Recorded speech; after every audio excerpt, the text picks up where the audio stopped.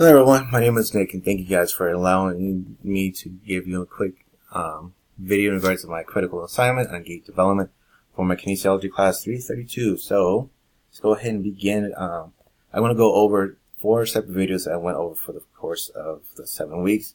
It's been a very beneficial and a very fun assignment for me. This has been a very beneficial experience in regards to my work, knowing that I work in a physical therapy outpatient clinic.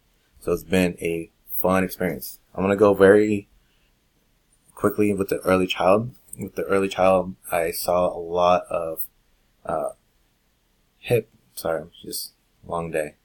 A lot of hip flexion. A lot of hip flexions, not a lot of knee flexion, as opposed to a lot of hip extension. And the other thing is that there was some ankle dorsiflexion, plantar flexion, but then there's other times when you do not see much of it when it comes to his stance.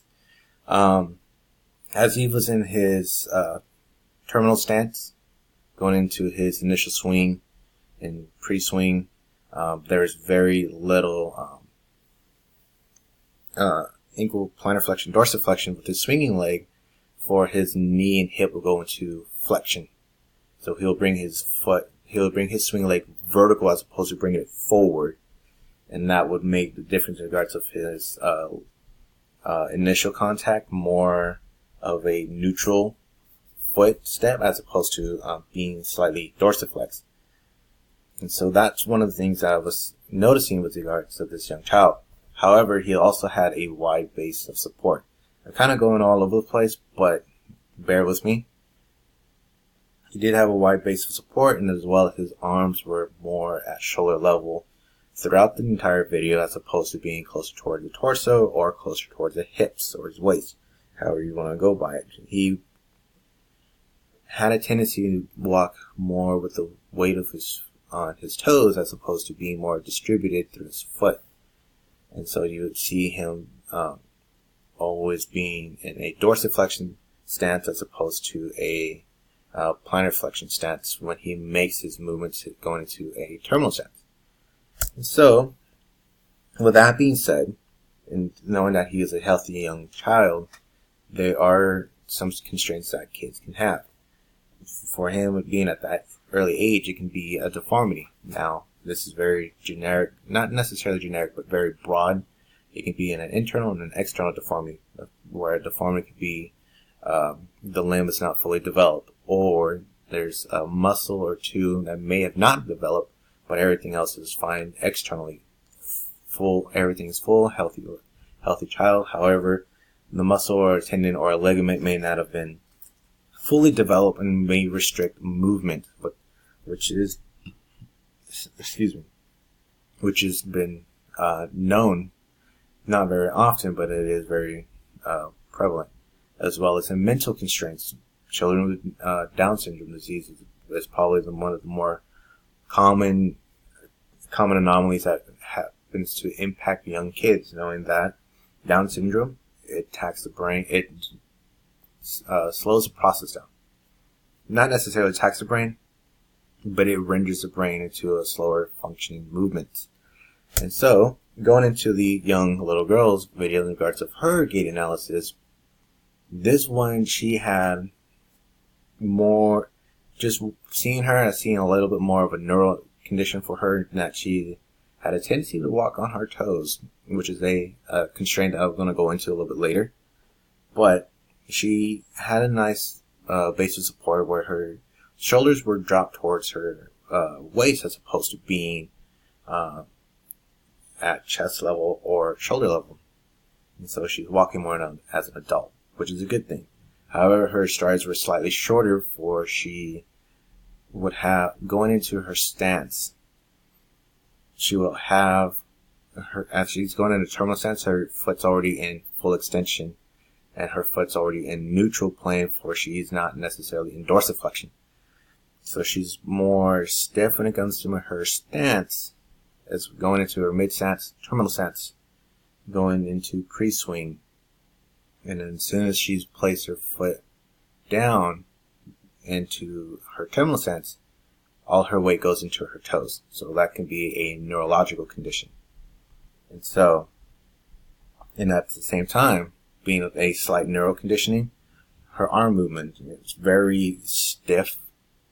But when she does make any arm movement whatsoever, it was very quick, very jerk-like movements. So it was very sudden, and so very sporadic, spontaneous in regards to her arm movement.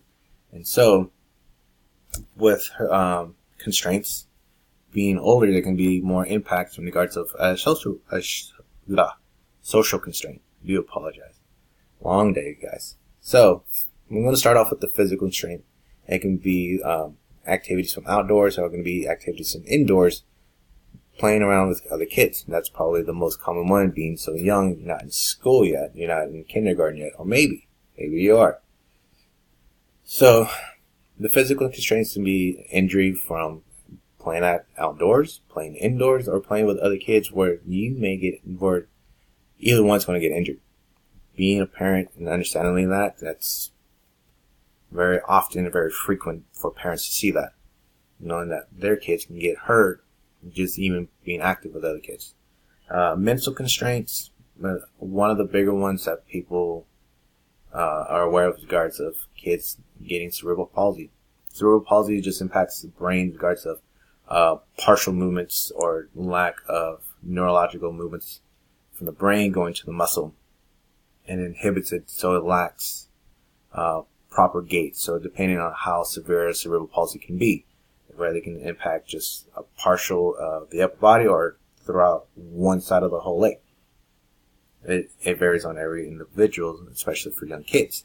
Now, for social constraints, this one's slightly different and yet very, very scary and realistic, knowing that the fact that young children who are growing, who do not have parents around them or doesn't have a parent engagement,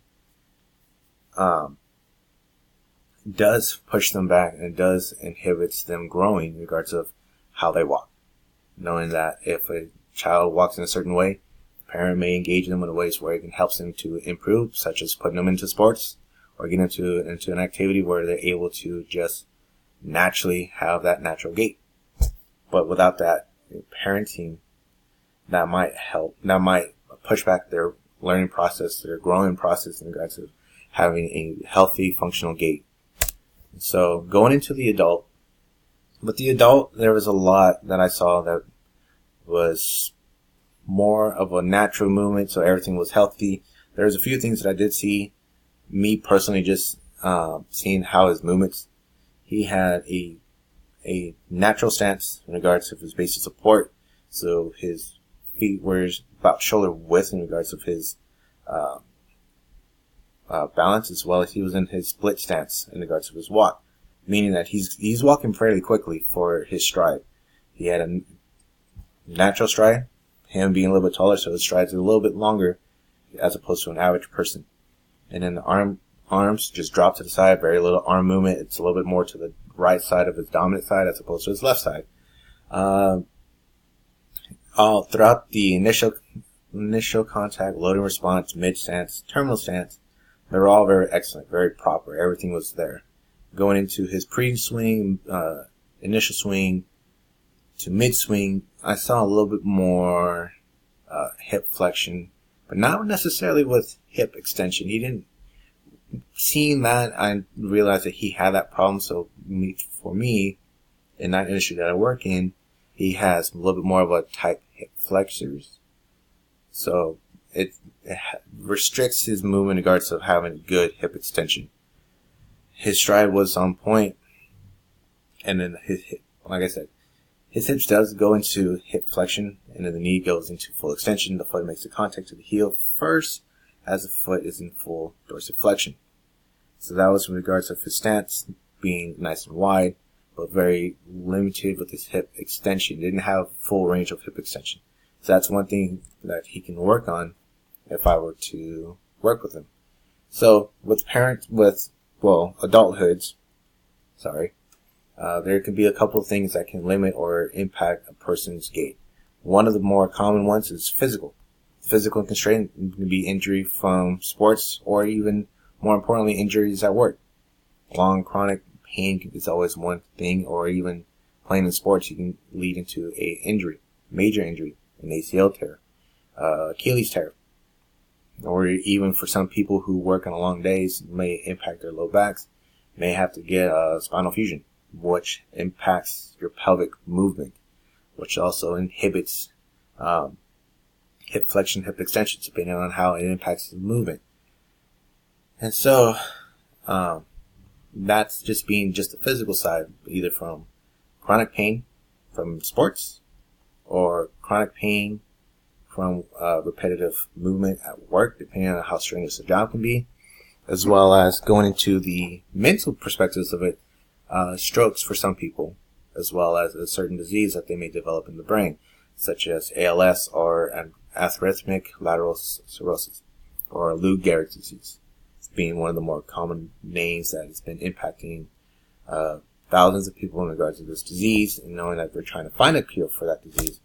And so going into the last video, knowing that in this last video there was a lot that I saw where I understood that there was a lot wrong with her compared to the adult, or the younger adult who was in his teens. So with her, it was more of a shuffle or a shimmy as opposed to a full-fledged step, full-fledged stride. There was no hip extension. There was very little hip flexion. There was a little bit of knee flexion, not so much as knee extension, for every time she made completed her step, her knees were still in partial flexion, never in full extension.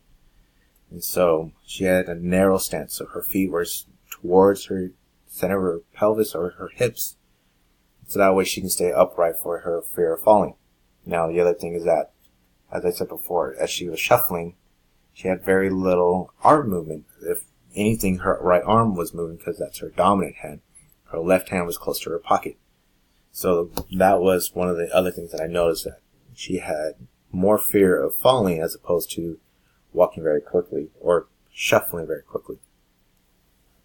So there was very little ankle dorsiflexion and plantar flexion throughout the entire video, as well as mentioned before, no hip extension whatsoever, very little hip flexion throughout her initial contact, through her mid stance, through her terminal stance. There's very little terminal stance for her. Plant leg was in a slight flex position, as her swing leg was as it slides forward. So she was always more of a narrow stance, as a terminal narrow stance per se, where she always had 2 feet on the ground as opposed to being 1 full foot on the ground. So there was a lot in that with her, but understanding that age is a factor in regards of a constraint. But the other things that can inhibit or other constraints for older adults, osteoporosis or osteoarthritis in the joints, major surgeries that restricts movement as they're older. They lose mobility extensively, such as a hip replacement or knee replacement. As soon as they get those at 70 plus years old, no mobility is restricted, a lot more muscle tightness, and they don't walk as much anymore, so they lose a lot of muscular strength.